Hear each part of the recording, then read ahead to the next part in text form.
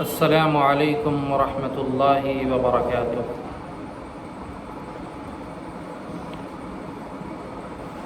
الحمد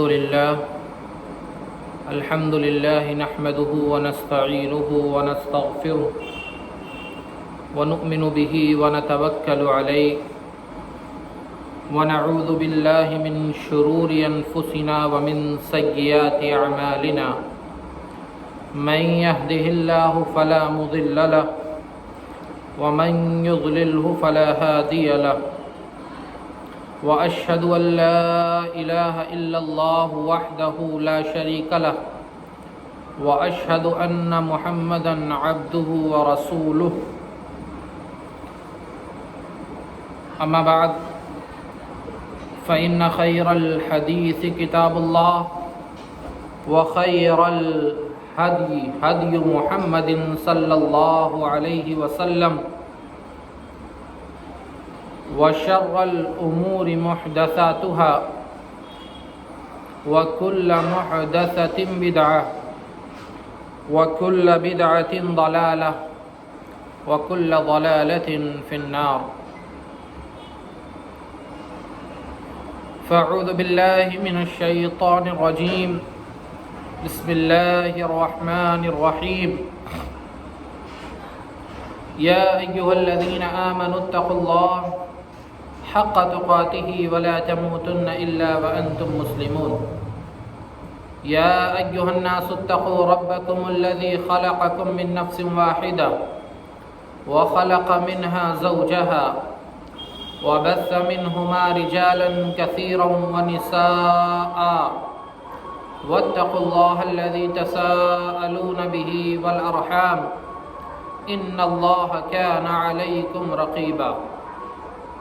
يا أيها الذين آمنوا اتقوا الله وقولوا قولا سديدا يصلح لكم أعمالكم ويغفر لكم ذنوبكم، ومن يطع الله ورسوله فقد فاز فوزا عظيما۔ وقال الله تبارك وتعالى في موضع آخر،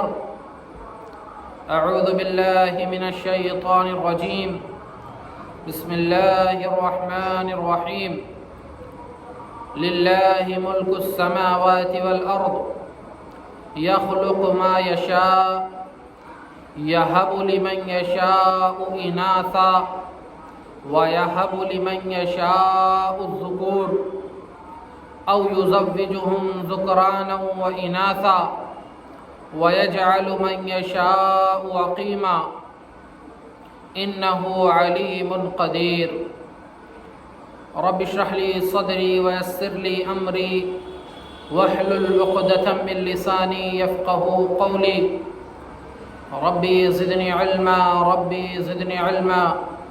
اللهم ربي زدني علما۔ ہر طرح کی تعریفات بزرگی، بڑائی، کبریائی اللہ رب العزت کے لیے، کہ جس اللہ نے ہمیں اس دنیا کے اندر پیدا کیا اور پیدا کرنے کے بعد ان تمام نعمتوں سے ہمیں نوازا کہ جن کے بغیر اس دنیا کے اندر زندگی گزارنا ممکن نہ تھا۔ وہی اللہ ہے جس کے حکم سے یہ موسم بدلتے ہیں، وہی اللہ ہے جس کے حکم سے یہ بادل برستے ہیں۔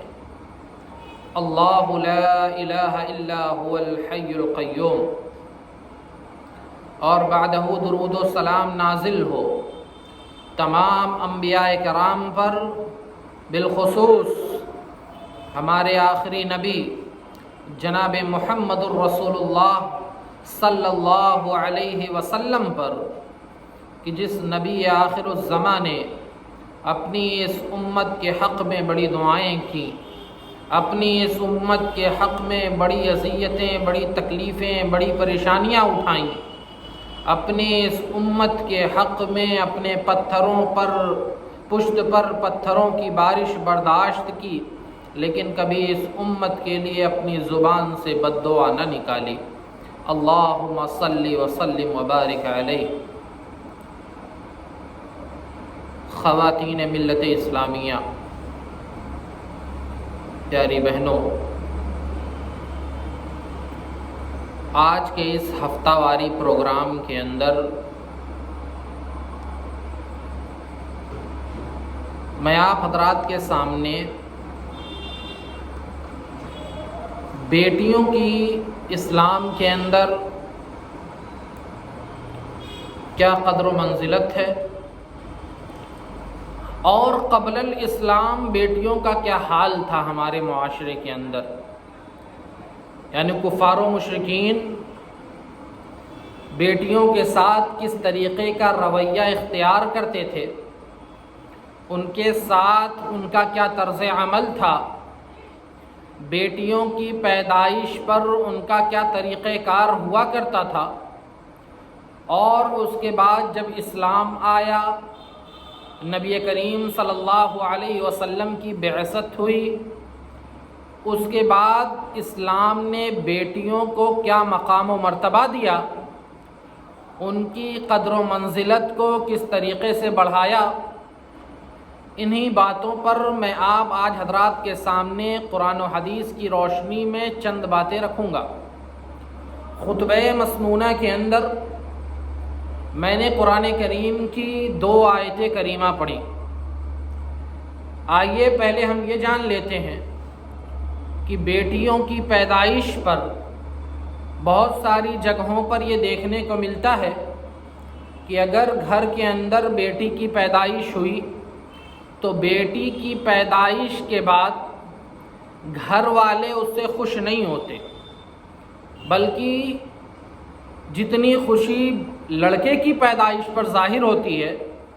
بیٹیوں کی پیدائش پر وہ خوشی و مسرت چہرے پر نہیں نظر آتی۔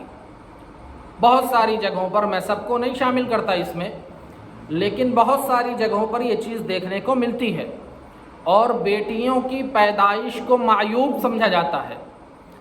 اور کئی جگہوں پر دیکھنے کو یہ ملتا ہے کہ اگر کسی گھر کے اندر بیٹی کی پیدائش ہوئی اور بار بار بیٹی کی پیدائش ہوتی ہے کسی عورت کے ذریعے سے، تو اس عورت کو بھی طعن و تشنیع کا شکار بنایا جاتا ہے، اور دنیا بھر کی ملامتیں اس عورت کو دی جاتی ہیں، جبکہ بیٹے یا بیٹی کی پیدائش کسی انسان کے اختیار میں نہیں ہے۔ یہ میں نہیں کہتا، اللہ کا کلام کہتا ہے۔ اللہ فرماتا ہے للہ ملک السماوات والارض، کہ زمین و آسمان کی بادشاہت اللہ کے لیے ہے، وہی زمین و آسمان کے نظام کو چلانے والا ہے، وہی زمین و آسمان کے درمیان میں کیا چیزیں ہوں گی اور کیا چیزیں نہیں ہوں گی اس کا فیصلہ کرنے والا ہے۔ یعنی اللہ رب العزت ہی زمین و آسمان کا بادشاہ ہے، مالک ہے، اور یخلق ما یشاء، وہی اللہ جو چاہتا ہے جیسے چاہتا ہے پیدا کرتا ہے، اور یہب لمن یشاء اناثا ویہب لمن یشاء الذکور، اور وہی اللہ جس کو چاہتا ہے بیٹیاں عطا کرتا ہے اور جس کو چاہتا ہے بیٹے نوازتا ہے، او یزوجہم ذکرانا و اناثا، اور وہی اللہ ہے یا جس کو چاہتا ہے بیٹا بیٹی دونوں عطا کرتا ہے، وَيَجْعَلُ مَن يَشَاءُ عَقِيمًا، اور وہی اللہ جس کو چاہتا ہے نا ولد رکھتا ہے، بے اولاد رکھتا ہے۔ انہ علیم قدیر، کیونکہ وہ اللہ جاننے والا اور قدرت رکھنے والا ہے۔ تو اب اس آیت کریمہ سے یہ بات واضح ہو جاتی ہے کہ دنیا کی کوئی طاقت خود سے لڑکا یا لڑکی پیدا کرنے کی طاقت نہیں رکھتی ہے، کسی کے اختیار میں، کسی کے ہاتھ میں یہ چیز نہیں ہے کہ وہ خود سے لڑکا پیدا کر سکے یا لڑکی پیدا کر سکے۔ تو ان گھروں میں جن میں بار بار لڑکیوں کی پیدائش پر گھر کی بہوؤں کو ذمہ دار ٹھہرا کر کے، ان کو طعن و تشنیع کا شکار بنا کر کے ان کو ملامتیں دی جاتی ہیں، ایسے لوگوں کے گال پر یہ آیت کریمہ کھلا تماچا ہے، اور اس آیت کریمہ کے ذریعے ان لوگوں کو نصیحت پکڑنی چاہیے کہ جب اس عورت کے اختیار میں لڑکا یا لڑکی کی پیدائش نہیں ہے تو پھر کس بنیاد پر ہم اس کو ملامتیں کرتے ہیں، کس بنیاد پر اس کو طعن و تشنیع کرتے ہیں۔ اور یہی نہیں، بہت ساری جگہوں پر یہ دیکھنے کو ملتا ہے کہ اگر کسی عورت کے ذریعے سے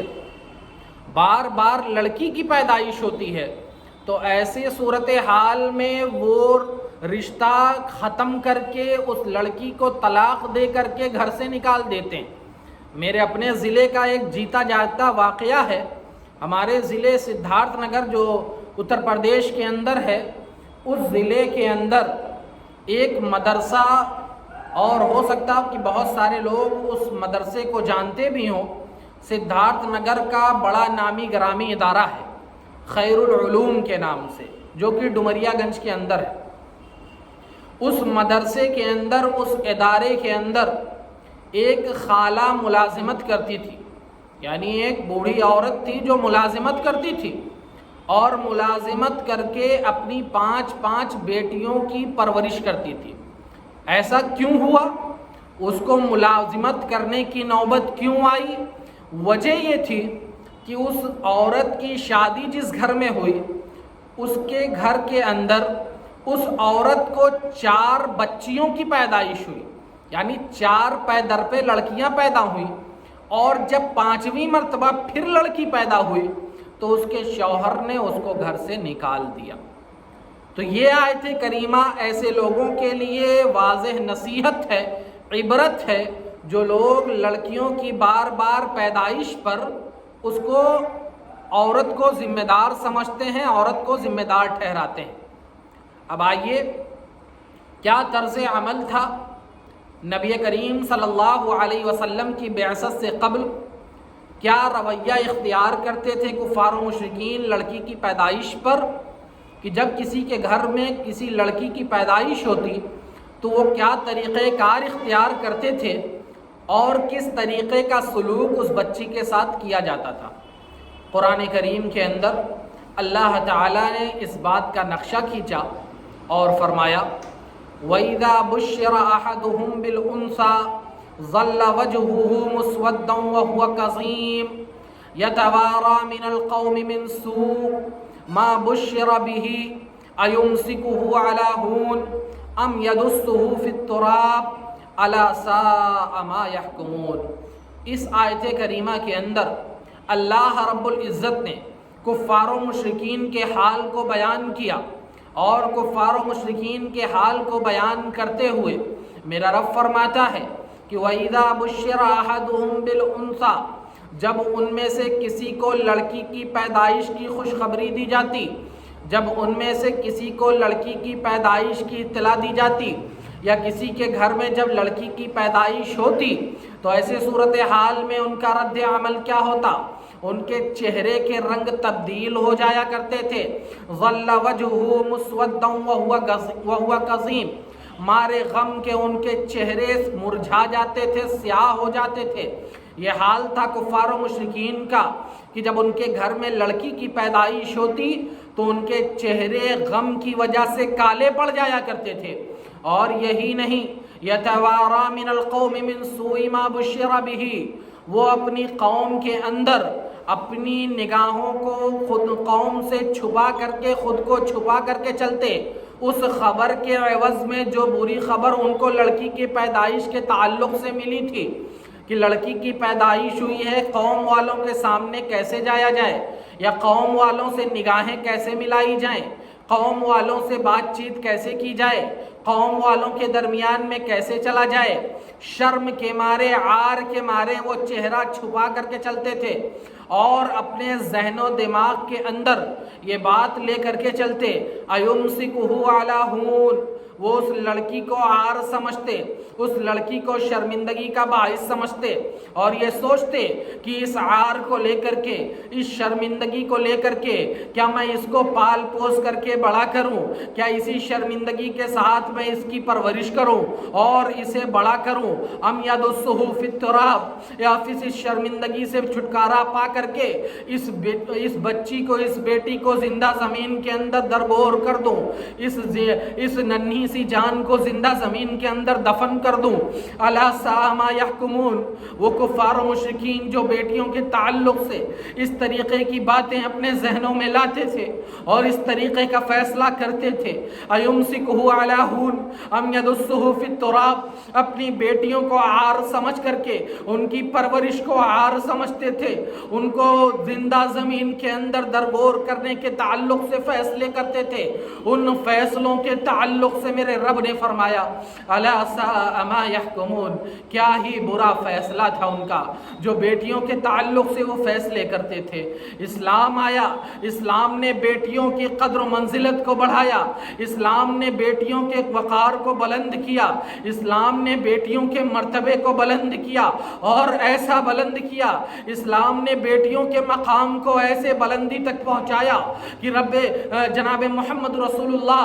صلی اللہ علیہ وسلم نے لڑکیوں کی پیدائش پر، جو لوگ لڑکیوں کی پرورش پر، جو لوگ لڑکیوں کی پرورش کریں، ایسے لوگوں کے تعلق سے میرے نبی نے فرمایا، ابن ماجہ کی صحیح روایت ہے اور عقبہ بن عامر اس حدیث کے راوی ہیں، وہ بیان کرتے ہیں کہ جناب محمد رسول اللہ صلی اللہ علیہ وسلم نے فرمایا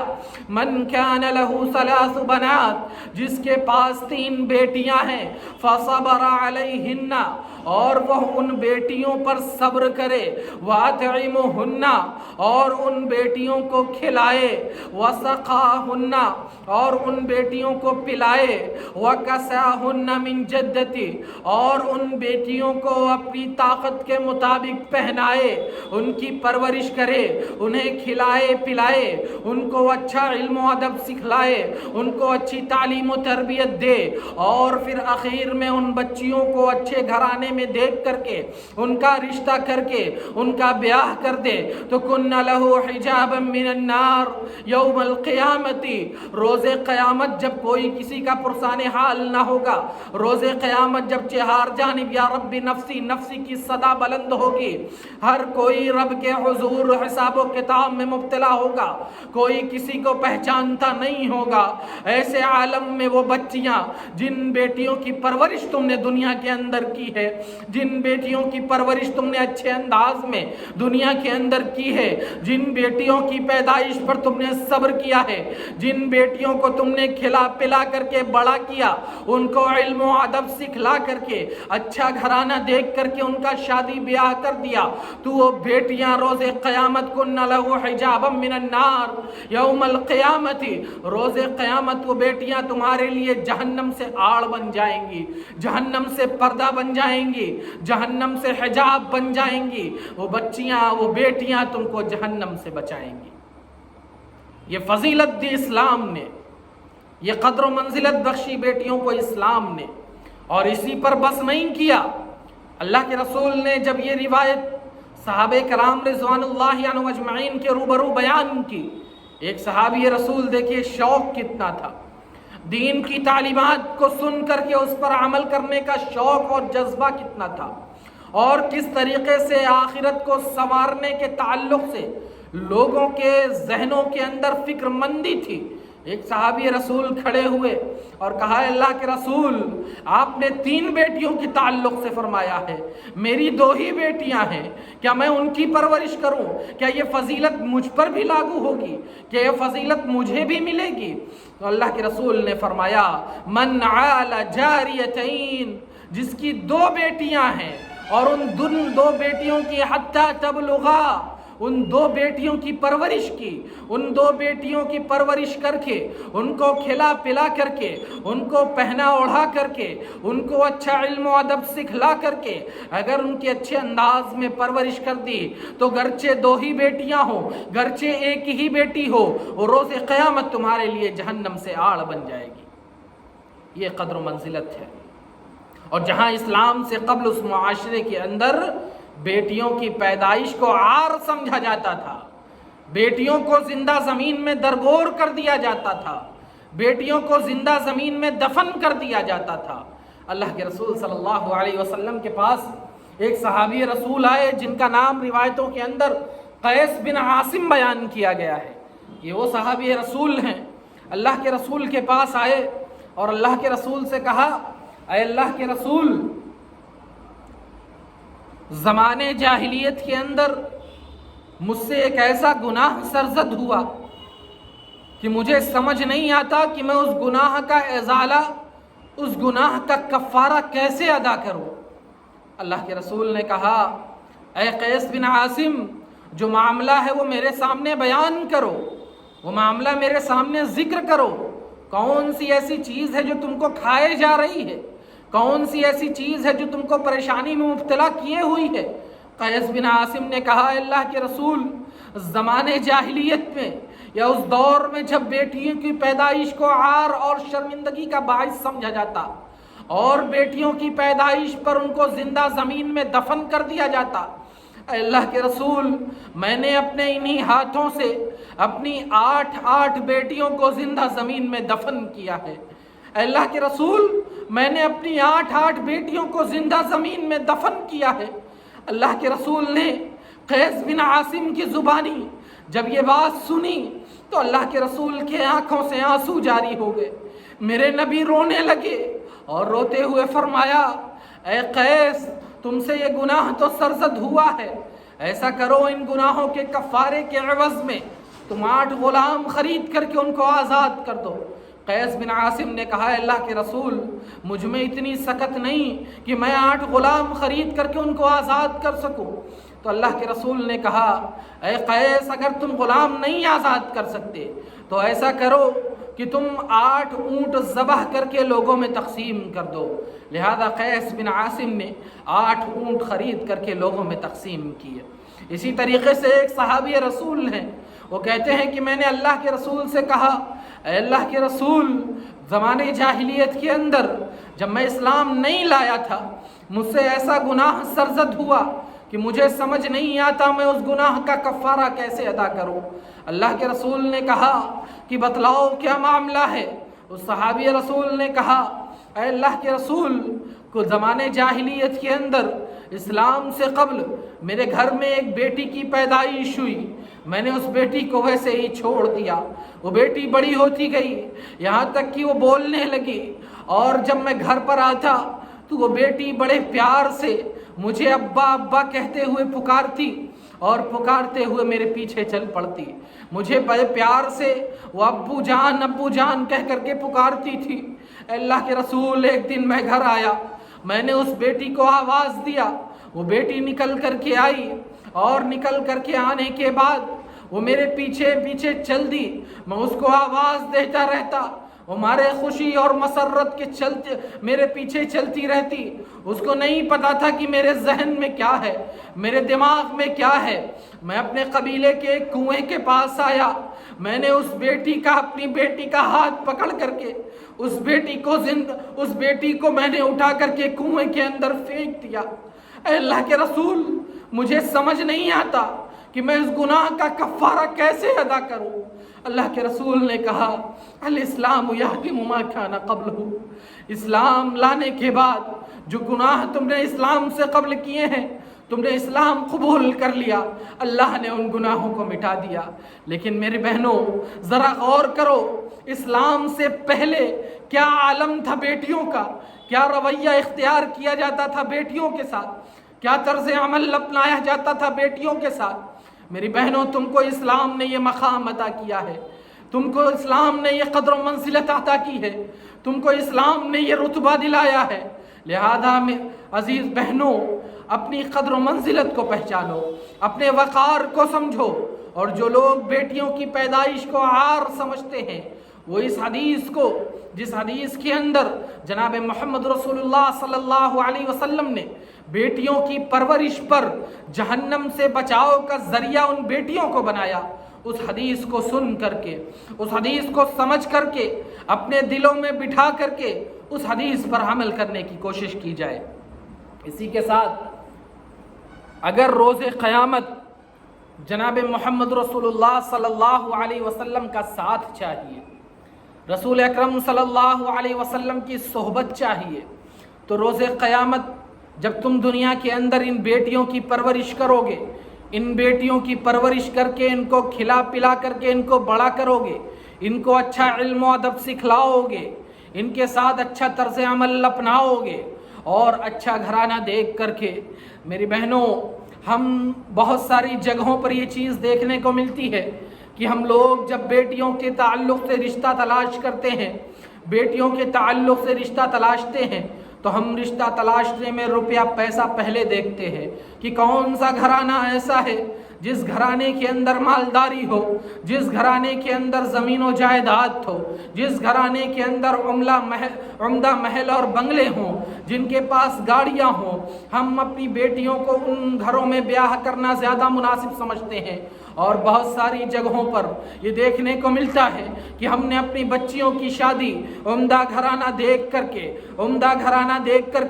ज़मीन व जायदाद को देख करके, माल व दौलत को देख करके, घर और गाड़ियाँ देख करके, अपनी दीनदार बेटियों को, अपनी इल्म हयादार बेटियों को, अपनी पाक दामन बेटियों को हम शराबियों कबाबियों के हवाले कर देते हैं, सिर्फ इस बुनियाद पर कि उनके पास पैसा है। मेरी बहनों, जब बेटियों का रिश्ता तलाश करो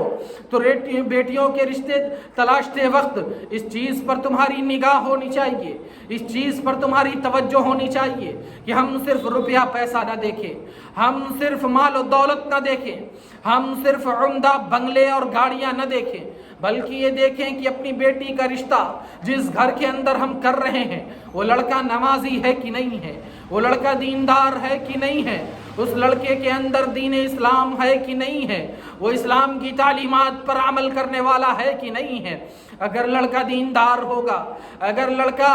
दीनदार होगा, नमाजी होगा, इस्लाम पर चलने वाला होगा, तो मेरे रब ने वादा किया, मेरे रब का वादा है, गरचे उसके पास रुपया पैसा कम होगा, लेकिन तुम्हारी बेटी जो तुम्हारे घर के अंदर शहजादी की तरह थी, उस घर के अंदर भी जाएगी तो वो लड़का जो नमाजी होगा, वो लड़का जो दीनदार होगा, तुम्हारी बेटी की कद्र मंजिलत को पहचान करके उसको इज्जत देगा, उसके हया को बरकरार रखेगा, उसकी इज्जत व आबरू की हिफाजत करेगा। ये हमारी जिम्मेदारी है कि जब हम अपनी लड़कियों की शादी करें, अपनी बेटियों की शादी करें, तो इस चीज़ का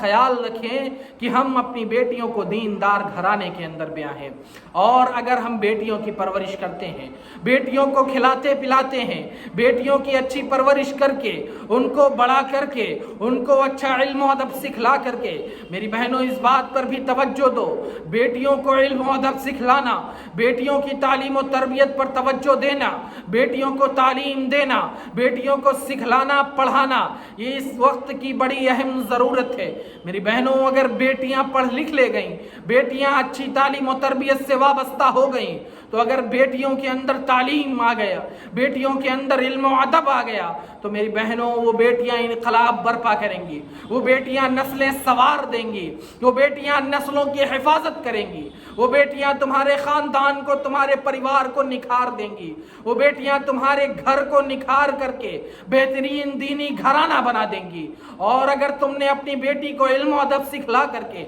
उनकी अच्छी परवरिश करके, उनका अच्छे घराने में ब्याह करके, उनको अच्छे घराने में शादी ब्याह कर दिया, मेरे नबी ने फरमाया रोज़े क़यामत ऐसी बेटी का बाप जो होगा, या ऐसी बेटी का बाप जो होगा, वो रोज़े क़यामत मैं और वो इस तरीक़े से साथ होंगे, अपनी शहादत की उंगली को और अपनी दरमियान की उंगली को अल्लाह के रसूल ने उठा करके दोनों को मिला करके बतलाया कि ज़म्मा साबियाहु अना वहुआ का ज़म्मा साबियाहु। अल्लाह के रसूल ने फरमाया कि मैं और वो इस तरीक़े से साथ होंगे जैसे ये दो उंगलियां हैं, जिस तरीक़े से ये शहादत की उंगली और ये दरमियान वाली उंगली दोनों आपस में मिली हुई हैं। जा यौमल क़यामती, रोज़े क़यामत वो और मैं एक साथ इस तरीक़े से आएंगे।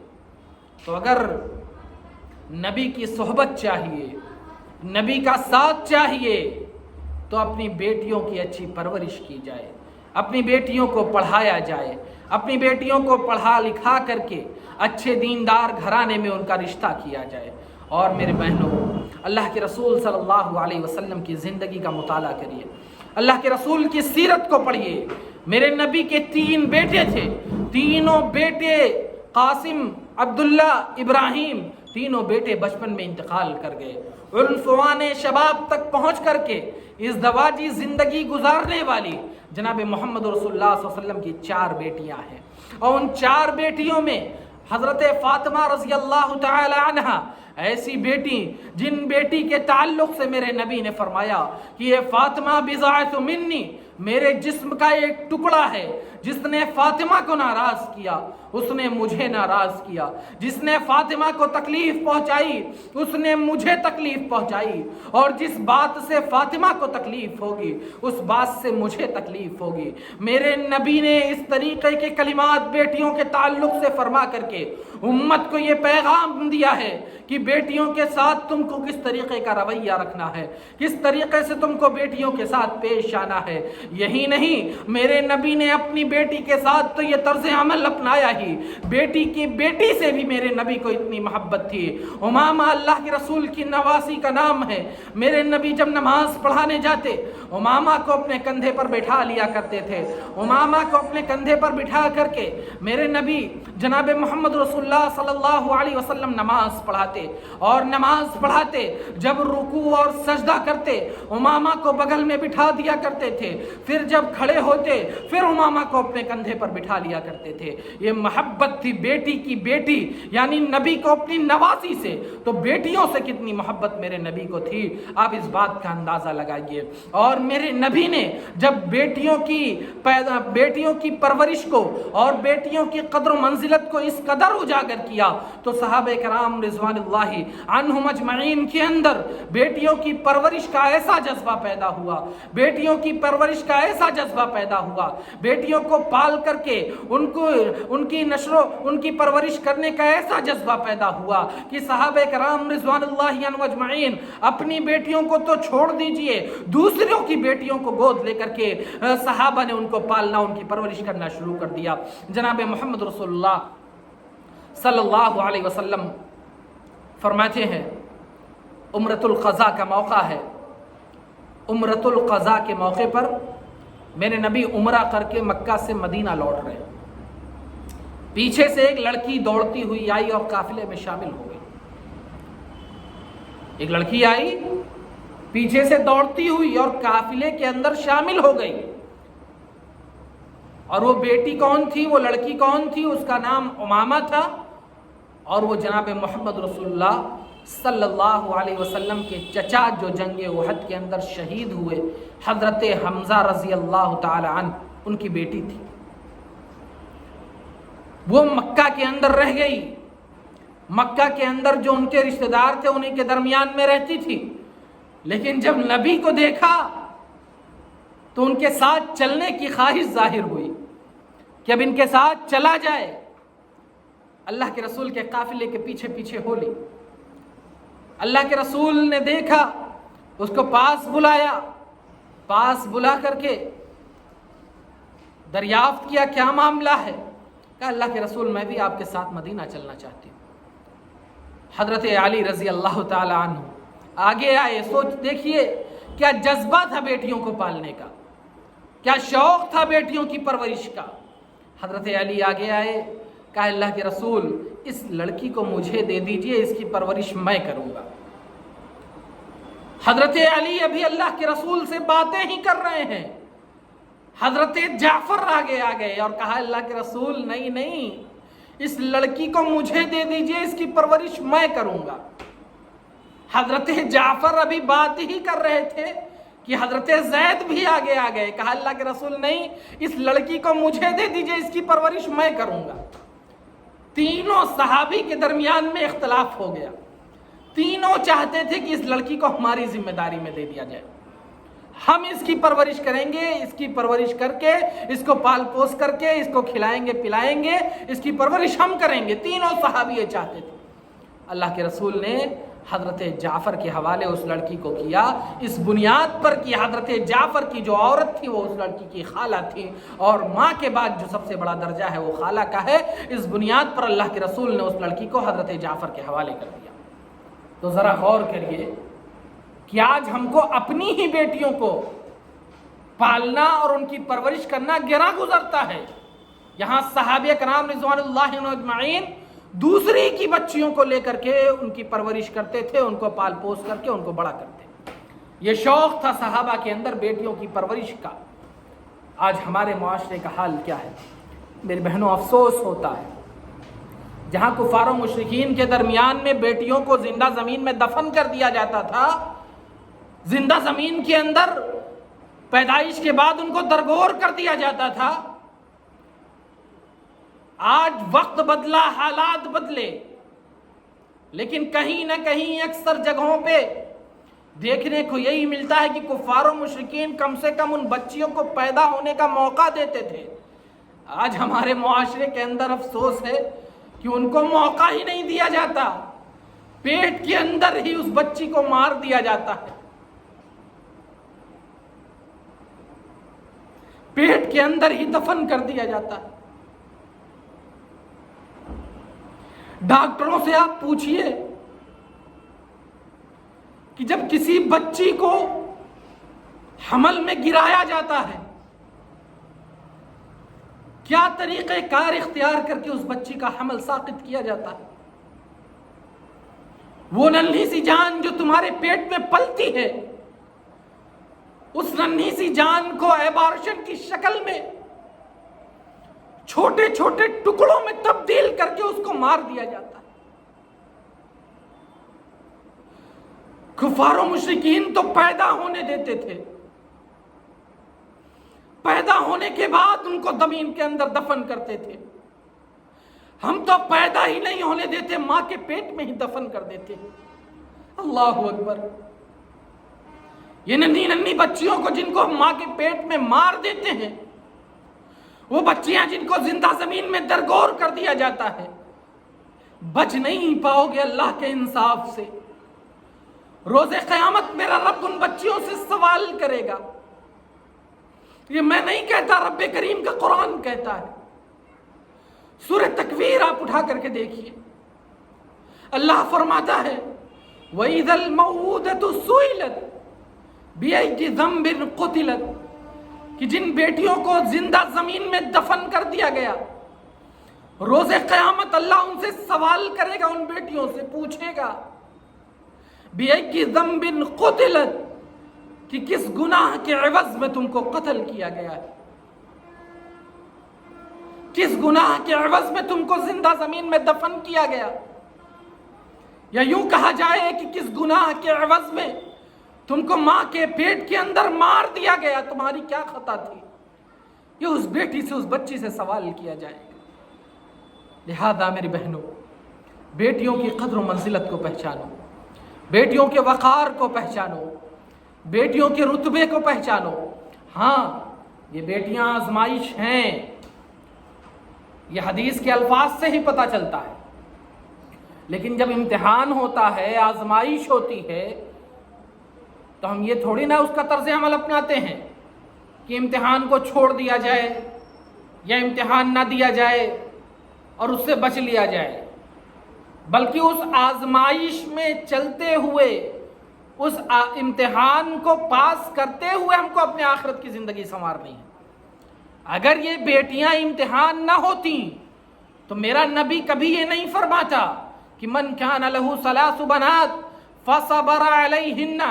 آپ صیغے پر غور کریے کہ بیٹیوں کی پیدائش پر صبر کرنے کی بات کی گئی ہے، اور ایک اور ابن ماجہ کی روایت ہے جس کے اندر کہا گیا من ابتلی بشیء من البنات، کہ جس کو بیٹی کی پیدائش سے آزمایا جائے، تو یہ بیٹیاں پیدائش، ان بیٹیوں کی پیدائش آزمائش ہے، لیکن ہمارا طرز عمل یہ ہونا چاہیے کہ ہم ان بیٹیوں کی پیدائش پر صبر و تحمل کے ساتھ ان کی پرورش کریں، ان کو کھلائیں پلائیں، ان کو پہنائیں، ان کو اچھا علم و ادب سکھلائیں، اور اچھا علم و ادب سکھلا کر کے، اچھا گھرانہ دیکھ کر کے ان کا شادی بیاہ کر دیں۔ اور ہم کو اس بات پر بھی نگاہ رکھنی چاہیے کہ شادی بیاہ کرنے کے بعد بھی اپنی بچی کی ہر تکلیف پر، ہر غم پر اس کے ساتھ کھڑے ہوں، اس کی ہر غم اور تکلیف کو سمجھیں اور اس کو دور کرنے کی کوشش کریں۔ لہذا اور ساتھ ہی ساتھ بچیوں کو دینی تعلیم پر بھی ابھارا جائے، بچیوں کو دینی تعلیم سے بھی جوڑا جائے، بچیوں کو دینی تعلیم سے بھی وابستہ کیا جائے کہ جب ہماری بچیاں دین سیکھیں گی، دین پڑھیں گی، دین سمجھیں گی، تو پھر وہ بچیاں نسلیں سنوار دیں گی، وہ بچیاں گھر اور خاندان بدل دیں گی، وہ بچیاں خاندانوں کو تبدیل کر دیں گی، وہ بچیاں اور اسی طریقے سے کہیں بہت ساری جگہوں پر یہ تعلیم و تربیت پر بہترین ہماری کوشش نہیں ہے۔ میں خود ایک نسواں سے جڑا ہوا ہوں، میرا خود کا ایک نسواں الحمدللہ چل رہا ہے جس میں 550 بچیاں زیر تعلیم ہیں، لیکن بہت سارے گارجن حضرات ہمارے پاس آتے ہیں کہ حافظ جی بس کسی طریقے سے بچی کو ڈگری دلا دی جائے، اس بچی کے شادی بیاہ ہو جائے، ان کو تعلیم سے کوئی فرق نہیں پڑتا، ان کو علم و ادب سے کوئی فرق نہیں پڑتا، وہ صرف سند چاہتے ہیں، کاغذ کا ٹکڑا چاہتے ہیں کہ ان کا شادی ہو جائے، اس بچی کا رشتہ ہو جائے۔ اللہ کے واسطے بچیوں کو صرف اس مقصد کے لیے نہ پڑھاؤ کہ ان کا صرف رشتہ ہو جائے، وہ صرف ان کی شادی ہو جائے، ان کو دین سکھلاؤ، اچھا دین سکھلاؤ، ان کو کتاب و سنت کی تعلیم دو۔ جب تم کتاب و سنت کی تعلیم دو گے، بچیوں کو دین سکھلاؤ گے، تو بہت سارے فتنہ و فساد ہمارے معاشرے سے ختم ہو جائیں گے۔ اور یہ بچیاں، یہ بہنیں، یہ بیٹیاں، یہ مائیں اگر معاشرے کے اندر پڑھ لکھ کر کے اپنا کردار نبھانا چاہیں تو امام بخاری جیسے لوگوں کو، امام بخاری رحمہ اللہ جیسے محدث پیدا کر سکتی ہیں۔ امام بخاری رحمہ اللہ کی پرورش بھی اور اسی طریقے سے ان کی نشر و نما بھی ان کی بہن نے کی تھی، ان کو پال پوس کر کے ان کو بڑا کیا تھا، ان کو علم و ادب سکھلایا تھا۔ لہذا میری بہنوں اور میری بیٹیوں، یہ تمہاری ذمہ داری ہے کہ تم کس انداز میں اپنے آپ کو دینی تعلیم سے جوڑتی ہو، دینی تعلیم سے خود کو وابستہ کرتی ہو، یہ ہماری ذمہ داری ہے۔ اور اگر ہم دینی تعلیم سے جڑ گئے، ہم نے دینی تعلیم کو اپنا لیا، ہم نے اچھی تعلیم و تربیت اور کتاب و سنت کی تعلیم ہم نے سیکھ لی، حاصل کر لی، تو ہمارے معاشرے سے بہت سارے فتن و فساد ختم ہو جائیں گے۔ اللہ رب العزت سے دعا کریے کہ اے الہ العالمین تو ہمیں صحیح معنوں میں کتاب و سنت کو سمجھ کر کے اس کو پڑھنے کی توفیق عطا فرما، اس پر عمل کرنے کی توفیق عطا فرما۔ یا الہ العالمین تو ہمیں قرآن کو سننے اور ان کی آیتوں کو پڑھنے، ان کو سمجھ کر کے اس پر عمل کرنے کی توفیق عطا فرما۔ یا الہ العالمین تو ہمارے گھر کے اندر، ہمارے معاشرے کے اندر، یا الہ العالمین جو ہمیں بیمار ہیں انہیں شفاء کلی عطا کر دے، یا الہ العالمین جو ہمیں مقروض ہیں انہیں